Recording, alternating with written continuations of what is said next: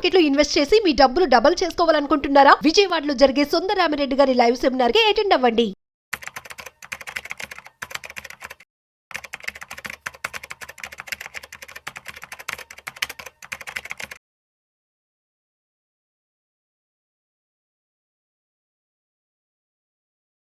నమస్తే, నేను మీ హరిత. నెలకు 50,000 రూపాయలు సంపాదిస్తున్న వాళ్ళు సేవింగ్స్ ఎలా చేసుకోవాలి? అదే నెలకు 1,00,000 రూపాయలు సంపాదిస్తున్న వాళ్ళు ఎలాంటి సేవింగ్స్ చేసుకోవాలి? ప్లానింగ్ ఎలా ఉండాలి? దీని గురించి తెలుసుకుందాం. స్టూడియోలో ఉన్నారు సర్టిఫైడ్ ఫైనాన్షియల్ ప్లానర్ లీలా రవికాంత్ గారు. రవికాంత్ గారు, నమస్తే అండి. నమస్తే. ముందుగా చెప్పండి, నెలకు 50,000 జీతం వస్తే ఎలాంటి సేవింగ్స్ చేసుకోవాలి? ఎలా ఇన్వెస్ట్ చేసుకోవాలి? ప్లానింగ్ ఎలా ఉండాలి? అంటే సేవింగ్ అనే క్రైటీరియా ఏ ఏజ్లో స్టార్ట్ అవ్వాలి అంటే 18-19 ఇయర్స్ వాళ్ళు అప్పుడే ఇన్కమ్ జనరేట్ చేస్తూ 20 ఇయర్స్ అంటే గ్రాడ్యుయేషన్ అయిపోయి ఇమీడియట్గా కెరియర్ స్టార్ట్ చేశారనుకోండి. సో వాళ్ళకి ఒక 25,000-30,000 నుంచి over a period of next 5 ఇయర్స్లో 50,000 పెరగాలి అనేది ఒక సిస్టమ్ ఉంటుంది. అలాగే 35 ఇయర్స్ వాళ్ళకి 50,000 వస్తే అలాగా 45 ఇయర్స్కి 50,000 వస్తే ఈ క్రైటీరియాని కూడా ఆలోచించుకోవాలి. ఎందుకంటే ఏజ్ని బట్టి వాళ్ళ ఫ్యామిలీ డిపెండెన్సీని బట్టి సేవింగ్స్ ఉంటాయి. సో ఇప్పుడు 45 ఇయర్స్ వాళ్ళకి 50,000 వస్తుంది అనుకోండి, వాళ్ళు సేవింగ్ ఏం చేయలేరు నార్మల్గా. ఎందుకంటే ఇప్పుడున్న ఇన్ఫ్లేషన్, ఇప్పుడున్న ఎక్స్పెండిచర్ కండిషన్స్లో కనుక చూసుకుంటే 40,000 50,000 వస్తున్న వాళ్ళు 40 ఇయర్స్ ఏజ్లో ఉన్నవాళ్ళు వాళ్ళు చెప్పాలంటే నెలకి 2,000 సేవ్ చేస్తే కూడా చాలా గ్రేట్.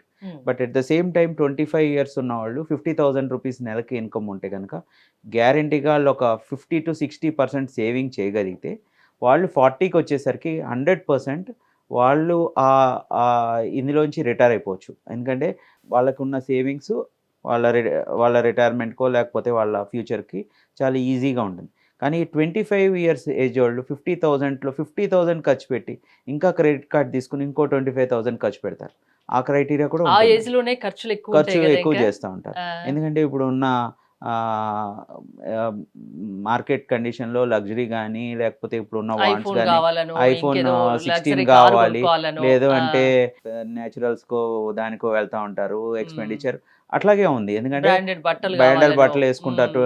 ఇప్పుడు ఒక మంత్లీ చూసుకుంటే ఉమెన్కి బ్యూటీ పార్లర్కి 12,000-15,000 మంత్లీ కడుతున్న చాలామంది ఉన్నారు. యావరేజ్న ఇంకో క్రైటీరియా 25,000 కూడా కడుతున్నారు. 1 lakh వచ్చిన వాళ్ళ 25,000-26,000 25 ఇయర్స్ గర్ల్స్ ఆ రేంజ్లోనే ఎక్స్పెండిచర్ ఉంది. So at the same time bike, so 50,000 వస్తున్నవాడు గ్యారంటీగా మామూలు బైక్ ఏమీ డ్రైవ్ చేయడు. ఈ look for 150cc are 160cc బైకే చూస్తారు. అండ్ ఫోన్, ఈ 3 క్రైటీరియాల్లో వాళ్ళు ఏంటంటే వస్తున్న 50,000 కాక they will take another loan of 20-25,000. ఆ 25,000 ఈఎంఐ అయిపోతుంది, ఇంకో 25,000 వాళ్ళ ఖర్చులు అవుతుంది. సో నెట్గా సేవింగ్స్ అనేవి ఇప్పుడున్న యంగ్స్టర్లో జీరోయే ఉంటుంది ఈ ఏజ్ క్రైటీరియాలో. అదే 1 lakh వస్తుంది అనుకోండి, వాళ్ళకి కొంచెం ఏంటంటే ఇంట్లో వాళ్ళు ఒక ఇల్లు కొనేస్తారు యావరేజ్ ఏజ్లో.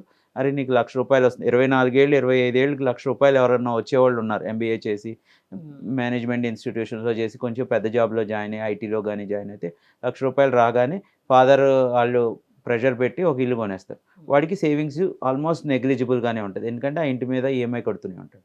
సో ఈ రకంగా మధ్యతరగతి ఎవరైతే ఉన్నారో సేవింగ్స్ మీద థర్డ్ పార్టీ ప్రభావం తప్పించి వాళ్ళ సొంతంగా ఆలోచన అనేది జరగట్లేదు. ఇప్పుడు మీరు ఒక ఐడియా ఇవ్వండి. ఇప్పుడు ఈ వీడియో చూసే వాళ్ళకు ఏదైనా సజెస్ట్ చేయండి. అంటే 50,000 రూపాయలు సంపాదించిన ఖర్చులే ఎక్కువ పెడుతున్నారు, లగ్జరీ లైఫ్ బతకాలనుకుంటున్నారు ఒక సింపుల్ ఎగ్జాంపుల్ చెప్తాను. మీకు ఐఫోన్ 16 బదులు ఐఫోన్ 14 కూడా కొనుక్కోవచ్చు. ఆల్మోస్ట్ ఫ్యూచర్స్ సేమ్ ఉంటాయి. అదేమో మీకు 30-40,000 చెప్పుకోవడానికి గ్రేట్ గా ఫీల్ అవుతారు. అదే గ్రేట్ గా అంటే మనం కంట్రోల్ చేసుకోగలిగితే ఆ 3,000-4,000 ఈఎంఐ ఏదైతే ఉందో దాన్ని మీరు మంచిగా ఈ ఎస్ఐపిఓ స్టాక్లో కానీ లేకపోతే ఎఫ్డీలో కానీ పెట్టుకోగలిగితే 2 ఏళ్ళ తర్వాత అంటే ఒక 2 ఇయర్స్ తర్వాత మీరు చూసుకోగలిగితే అది ఒక 50-60,000 తయారవుతుంది. సో 50-60,000 తయారైనప్పుడు నువ్వు ఇంకొక ఇన్వెస్ట్మెంట్ ఏదన్నా నీకు కావాల్సిన లగ్జరీ నువ్వు క్రెడిట్ కార్డ్ కానీ పర్సనల్ లోన్ తీసుకోకుండా నువ్వు కొనుక్కోగలుగుతావు. సో ఇప్పుడు ఇలా కాకుండా నేను క్రెడిట్ కార్డ్తో కొన్నా అంటే అక్కడ 24%, 26% పర్సనల్ లోన్ కానీ ఏది చూసుకున్నా ఇప్పుడు మీకు స్టోర్లో 1,60,000 జీరో ఈఎంఐ అని చెప్పేసి లోన్ ఏదైతే వస్తుందో అందులో హిడెన్ ఛార్జెస్ చాలా ఉన్నాయి. 1% క్రెడిట్ కార్డ్ ఫీజు ఉంటుంది, డిస్కౌంట్ ఏమీ రాదు మీకు, వాళ్ళు ఈఎంఐలోనే వాళ్ళు అడ్జస్ట్ చేస్తారు. ఇవన్నీ ఇన్హెరెంట్గా, ఎందుకంటే ఎవరు ఫ్రీగా లోన్ ఇవ్వరు. అది 14-15%. ఇప్పుడు బజాజ్ ఫైనాన్స్ స్టాక్ అంతలా 8,000 10,000 ఎందుకు మూవ్ అవుతుందంటే దాని లాభాలు అలాగే ఉన్నాయి. ఆ లాభాలు ఎక్కడి నుంచి వస్తుంది? మీరు ఇంట్రెస్ట్ కట్టడం వల్లే వస్తుంది, లేకపోతే ఎక్కడి నుంచి రాదు. సో ఆ ఇంట్రెస్ట్ ఎక్కడ, ఆ పార్ట్ ఏదైతే ఉందో మీరు బార్గెన్ చేసి నెగోషియేట్ చేసి క్యాష్తోనే కొన్నారనుకోండి, ఆటోమేటిక్గా మీ సేవింగ్స్ పెరుగుతాయి and you are not paying interest. అదొక ఆలోచన, అంటే అరౌండ్ 25-30 ఇయర్స్ ఏజ్ వాళ్ళకి. సో అట్లాగే ఇప్పుడు 35-36 ఏజ్ గ్రూప్లో ఉన్నవాళ్ళు, అప్పుడే 3 ఇయర్స్ 4 ఇయర్స్ కిడ్స్ ఉన్నవాళ్ళు, వాళ్ళు ఏంటంటే పక్కన ఇంట్లో అబ్బాయి ఆకరీజ్కి వెళ్తున్నాడు, మేము కూడా ఆకరీజ్కి వెళ్ళాలి, ఇట్లాంటి ఇంప్రెషన్ మీద పిల్లల్ని స్కూల్లో జాయిన్ చేయడం దగ్గర నుంచి అన్నిటికీ అదే ఇంప్రెషన్ ఉంటుంది. సో దాన్ని కనుక రెగ్యులేట్ చేసుకోగలిగితే మన ఇన్కమ్ ఎంత, మన ఫ్యూచర్ ఏంటి అనేది ఆలోచించుకుని ఇన్వెస్ట్ చేస్తే ఎలాంటి వాటి మీద చేస్తే బెటర్ ఇప్పుడున్న ప్రస్తుత పరిస్థితుల్లో మేడం? ఇప్పుడు చిన్న కంపెనీలు ఉంటాయి, సో ఆస్పిరేషనల్ ప్రమోటర్స్ ఖచ్చితంగా స్టాక్స్ మీద పెట్టమంటారా? స్టాక్స్ మీద కంపల్సరీ 50-60% పెట్టాల్సిందే. ఎందుకంటే ఫ్యూచర్లో మీకు కంపెనీస్లో పట్టు లేకపోతే, ఇన్వెస్ట్మెంట్ లేకపోతే, మన గవర్నమెంట్ ఇచ్చే ఇంట్రెస్ట్లు, మన బ్యాంక్ ఇచ్చే ఇంట్రెస్ట్లు, మనం సంపాదించే ఇన్కమ్ మీద మనం ఏం చేయలేం. ఎందుకంటే ఎప్పుడైనా మీరు ఒక కంపెనీలో ఇన్వెస్ట్ చేస్తున్నారంటే మీరు ఆ కంపెనీలో భాగస్వామి అవుతున్నారు. సో ఆ కంపెనీ ఎర్నింగ్ మీ ఎర్నింగ్ కిందే అర్థం చేసుకోండి. స్టాక్ మార్కెట్ ఇన్వెస్ట్మెంట్ ఒక 15-20 ఇయర్స్కో అట్లా ప్లాన్ చేయండి, కానీ ఒక రోజుకి ఒక నెలకి ఏదో పెరిగిపోద్దని చేయొద్దు. సో ఆ 15 ఇయర్స్ 18 ఇయర్స్లో ఒక చిన్న స్మాల్ సైజ్ కంపెనీ ఉందనుకోండి, అది లార్జ్ క్యాప్ కంపెనీ అవుతుంది. కానీ ఆ ఇన్వెస్ట్ చేసేటప్పుడు స్మాల్ క్యాప్ కంపెనీలోనే చాలా ఆలోచించి చేయండి. ఆ కంపెనీ ఫ్యూచర్ ఏంటి, ఆ కంపెనీ ప్రమోటర్ యొక్క నెక్స్ట్ జనరేషన్ ఏంటి, ఎందుకంటే 10 ఏళ్ళలో ఈ ఓనర్ తర్వాత వాళ్ళ కొడుకో ఎవరో టేక్ ఓవర్ చేస్తారు, కాబట్టి అది కూడా ఆలోచించి అలాంటి కంపెనీల్లో ఇన్వెస్ట్ చేసి ఫ్యూచర్లో ఈ కంపెనీ వల్ల మనకు బెనిఫిట్ ఉంటుంది అనేది తెలుసుకోగలిగితే, లేదు మనకేమీ ఆలోచన చేయలేమంటే మంచి మ్యూచువల్ ఫండ్లు ఉంటాయి, ఎస్ఐపీలు కట్టుకోండి, లార్జ్ క్యాప్ ఫండ్స్ ఉంటాయి, అందులో రిస్క్ ఏమి ఉండదు, కానీ రిటర్న్ కొంచెం తక్కువ ఉంటుంది. But at the same time అట్లా సేవింగ్ చేయండి తప్పించి, అట్లీస్ట్ మీకు వచ్చే సేవింగ్స్లో 50-60 అంటే 25 years age group to 30 years age group ఉన్నవాళ్ళు 50-60% మీ సేవింగ్స్ని స్టాక్ మార్కెట్లో పెట్టగలిగితే you will get that additional return when you are going old. First చాలా మంది ఆలోచించేది ఉండడానికి ఒక ఇల్లు కావాలి, దాని గురించి ఈఎంఐలు కట్టుకుంటూ పోతారు, లోన్ తీసుకుంటూ పోతారు. అది చేయడం మంచిదే కదా? ఆ కండిషన్స్ ఎలా అంటే లాస్ట్ జనరేషన్కి అది మంచిదే, నెక్స్ట్ జనరేషన్కి అది ఎంతవరకు ఉపయోగపడుతుందో తెలియదు. రీజన్ ఏంటంటే ఇప్పుడు ల్యాండ్ కాస్ట్ కనుక, బిల్డింగ్ కాస్ట్ కనుక మీరు తీసుకున్న ఈఎంఐలు అన్నీ చూసుకుంటే, మీరు ₹1,00,00,000 పెట్టుకుంటే ఆ మొత్తం కట్టేది మీరు 15 ఇయర్స్లో మీరు 2 కోట్లు కడతారు, 2.5 కోట్లు కడతారు. కానీ ఆ అపార్ట్మెంట్ వాల్యూ నెక్స్ట్ 15 ఇయర్స్లో అంత పెరుగుతుందా లేదా? లాస్ట్ 10 ఇయర్స్లో మీరు చూసుకుంటే 80 lakhsది 1 crore అయ్యింది. మళ్ళీ ఇప్పుడు అదే అపార్ట్మెంట్ మీరు అమ్మాలంటే 60-70 lakhsకి అమ్ముతున్నారు. Second hand apartment 15 years old అనగానే వాల్యూ తగ్గిపోతుంది. అంటే ఎక్కడో కొన్ని చోట్ల కొన్ని సొసైటీస్ పెరుగుతాయి, కానీ ఆ సొసైటీలో మనం కొనాలంటే అప్పటికే అది ఎక్కువ రేట్ ఉంటుంది. 1.5-2 crore పెడితే అది ఏమైనా వాల్యూ అవుద్ది. కానీ మీరు పెట్టే 40-60 lakhsలో అపార్ట్మెంట్ ఏదైనా కొన్నా ఆ వాల్యుయేషను మీరు కట్టే ఇంట్రెస్ట్ క్యాలిక్యులేట్ చేసుకుని తర్వాత మీరు అమ్మితే వచ్చే రిటర్న్ కనుక చూసుకుంటే అది లాసే ఉంటుంది, కానీ లాభం ఉండదు. అంటే ఫ్లాట్స్ కొనొద్దంటారా? స్థలాలు కొనొచ్చా? స్థలాలు కూడా ఏంటంటే ఫ్యూచరిస్టిక్గా ఆలోచించాలి. మీరు స్థలాలు కూడా ఈరోజు ఉన్న మార్కెట్ కండిషన్స్లో చాలా అబ్నార్మల్గా ఉంటాయి. ఎందుకంటే మీరు మినిమం పెట్టాలంటే 20 lakhs 15 lakhs పెట్టాలి, దాన్ని కూడా మళ్ళీ ఈఎంఐ కొంటారు, ఈఎంఐ తీసుకుంటారు. సో ఆ ఈఎంఐతో ఆ వాల్యూ క్రియేట్ అయ్యేటప్పటికి ఆ 20 ఇయర్స్లో ఆ ల్యాండ్ పెరుగుతుందా లేదా, ఇవన్నీ మళ్ళీ రిస్కే ఉంటుంది. సో దానికన్నా బెస్ట్ ఏంటంటే ఒక మంచి కంపెనీని, గ్రోయింగ్ అయ్యే కంపెనీని, లాస్ట్ 10 ఇయర్స్ 2008 నేను ఒక సింపుల్ ఎగ్జాంపుల్ చెప్తాను. 2008లో హెచ్ఆర్ మోటార్, అదే మన ఎన్ఫీల్డ్ బైక్, అప్పుడు కొత్తగా ఫ్యాషన్ స్టార్ట్ అయింది. ఓకే, అప్పుడు ఆ కంపెనీ షేర్ ₹200-250 ఉంది. ఈరోజు 16-17 వేలు ఉంది ఒక్కో షేర్.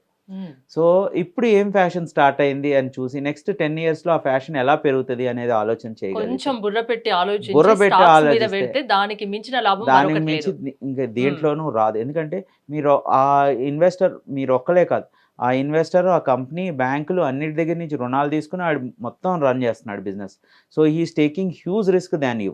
మీరు తీసుకునేది ₹1,00,000 50,000 ఆ షేర్లు పెడుతున్నారు ఆ కంపెనీలో, కానీ ఆ కంపెనీలో ఆ ఇన్వెస్టర్ ఆడి జీవితాన్ని వాళ్ళ పిల్లల జీవితాన్ని అన్నీ పెడుతున్నాడు. So he's taking more risk than you. So అలాంటి మంచి ఇన్వెస్టర్ కంపెనీస్లో ఇప్పుడు 1992లో మన నారాయణమూర్తి మీద ఇన్వెస్ట్ చేసిన వాళ్ళు ఈరోజు everybody head got the returns. So అట్లాంటి ఇన్వెస్టర్లను పట్టుకొని అట్లాంటి కంపెనీస్ని పట్టుకొని ఎవరు ప్రమోటర్. ఇప్పుడు మనం చాలా వరకు ప్రమోటర్ ఎవరు చూడం కంపెనీలో ఇన్వెస్ట్ చేసేటప్పుడు. ఓన్లీ గుడ్డెదిగా మా ఫ్రెండ్ చెప్పాడు, మా టీవీలో యూట్యూబ్ ఇన్ఫ్లుయెన్సర్ చెప్పాడు, ఇట్లాగే కొంటారు తప్పించి ఎట్టి పరిస్థితిలో మన హోంవర్క్ ఏమి చేయం. ఈ కంపెనీ ప్రమోటర్ ఎవరు, ఈ కంపెనీ యొక్క నెక్స్ట్ జనరేషన్ ఏం చేస్తుంది, ఈ కంపెనీలోనే వస్తారా, వాళ్ళు ఏంటి అనేది మనం అర్థం. ఎందుకంటే కంపెనీ కొంచెం లిస్టింగ్ అయ్యింది అనేసరికి ఆ ప్రమోటర్ ఏజ్ అరౌండ్ 35-45 మధ్యలో ఉంటాయి. వాళ్ళ నెక్స్ట్ జనరేషన్ కూడా డీటెయిల్స్ అన్నీ పబ్లిక్గా దొరికేస్తాయి ఎతికితే. ఆ నెట్వర్క్ చేయాలి ఇన్వెస్ట్ చేసేటప్పుడు. సో వాళ్ళు ఫ్యూచరిస్టిక్గా ఉన్నారా లేదా అనేది చూసి ఆ కంపెనీలో ఇన్వెస్ట్ చేస్తే తప్పకుండా రిటర్న్స్ వస్తాయి. సంపాదించేది 50,000 అయినా, 1,00,000 అయినా, 2,00,000 అయినా ఏ ఇంటి పైనో లేకుంటే స్థలం పైనో ఫ్యూచర్లో ఇన్వెస్ట్ చేసే బదులు ఒక మంచిని కంపెనీని చూస్ చేసుకొని స్టాక్ మార్కెట్లో ఇన్వెస్ట్ చేస్తే రిటర్న్స్ ఎక్కువగా వచ్చే అవకాశం ఉంది. సో ఒకసారి దాని గురించి ఆలోచించమని చెప్తారు. తప్పకుండా. అంటే ఇప్పుడు సపోజ్ ఒక పేస్ట్ కొనేటప్పుడు మీరు సూపర్ మార్కెట్ డిమార్ట్కి వెళ్ళినప్పుడు 5-6 రకాల పేస్ట్లు ఉంటాయి. కోల్గేటు, పెప్సోడెంట్, క్లోజప్ అన్నీ ఉంటాయి. అన్ని రేట్లు చూస్తాం, ఏది మనకు నచ్చిందో సెలెక్ట్ చేస్తాం. దానికి మనం ఒక 6-7 నిమిషాలు టైం స్పెండ్ చేస్తాం. ఒక చిన్న పేస్ట్కే మనం చేస్తాం. కానీ ఒక ఎస్ఐపి కట్టేటప్పుడు, ఒక ఇన్వెస్ట్మెంట్ తీసుకునేటప్పుడు పక్కనోడు చెప్తే గుడ్డెత్తి చేలో పడి చెక్ రాసి ఇస్తాము. అది కనుక మానుకుంటే కనుక మన డబ్బులు బాగా సేవింగ్ అవుతాయి అండ్ రిటర్న్స్ కూడా వస్తాయి. ఇన్వెస్ట్ చేయండి, ఆలోచించి చేయండి, అది స్టాక్ మార్కెట్లో చేయండి, రిటర్న్స్ ఎక్కువగా వస్తాయి అంటున్నారు. థ్యాంక్ యూ రవికాంత్ గారు. హాయ్, మొట్టమొదటిసారిగా మన విజయవాడలో క్లాస్ రూమ్ ట్రైనింగ్ అండి, 1 డే క్లాస్ రూమ్ ఎన్విరాన్మెంట్లో ఆఫ్లైన్ వెబినార్ జరగబోతుంది.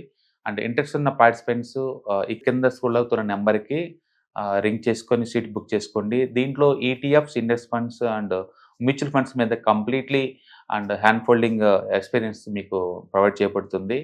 దీని ద్వారా ఏంటంటే మనం ఎసెట్స్ని స్టాక్ మార్కెట్లో ఎలా మేనేజ్ చేసుకోవాలి, ఎలా గ్రో చేసుకోవాలి, ఎలా ప్రొడక్ట్ చేసుకోవాలో అంటే ప్రాక్టికల్గా నేర్చుకుంటారు.